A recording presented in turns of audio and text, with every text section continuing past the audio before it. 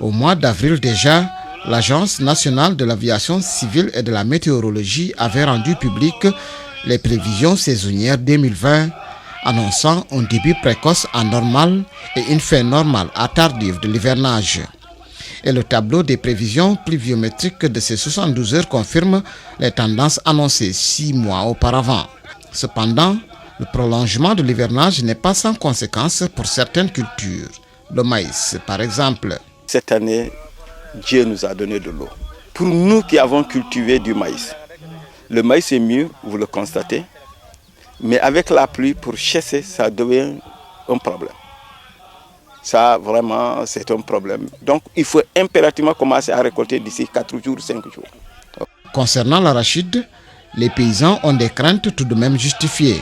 Les conséquences, les arachides vont encore repousser. Et ça, c'est des pertes pour le paysan. Et s'il récolte, s'il met ça sur le sol, c'est encore des problèmes, ça va pourrir. Pour le riz, les besoins ne sont pas les mêmes et c'est selon les zones de production. Bon, pour moi, nous avons besoin de l'eau parce que c'est le riz du plateau que nous avons cultivé.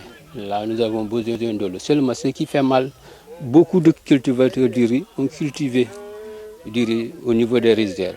Et actuellement, ça crée pas mal de problèmes. Il y a du riz qui pourrissent parce qu'il y a trop d'eau. Dans la zone du Fougni, le mil occupe une bonne place dans les spéculations prioritaires et à ce stade de l'hivernage, les paysans estiment que le mil a encore besoin de l'eau. Le mil, ça sera avantageux parce que le mil commence à fleurir. Comme ça commence à fleurir, ça va arranger parce qu'il a encore besoin de l'eau.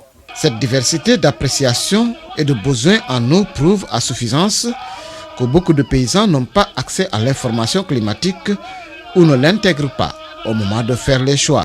Il faut l'un dans l'autre, il faut toujours intégrer l'information climatique dans les projets, dans les outils de développement. Parce que l'information climatique est aujourd'hui au cœur du système.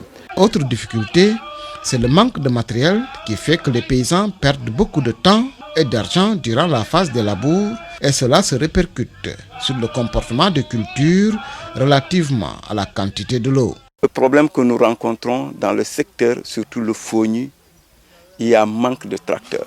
Le prolongement de l'hivernage jusqu'à la fin de la première décade du mois d'octobre sème la panique chez beaucoup d'agriculteurs qui craignent des pertes si cela devait se poursuivre encore, tandis que d'autres ne cracheraient pas sur quelques pluies supplémentaires.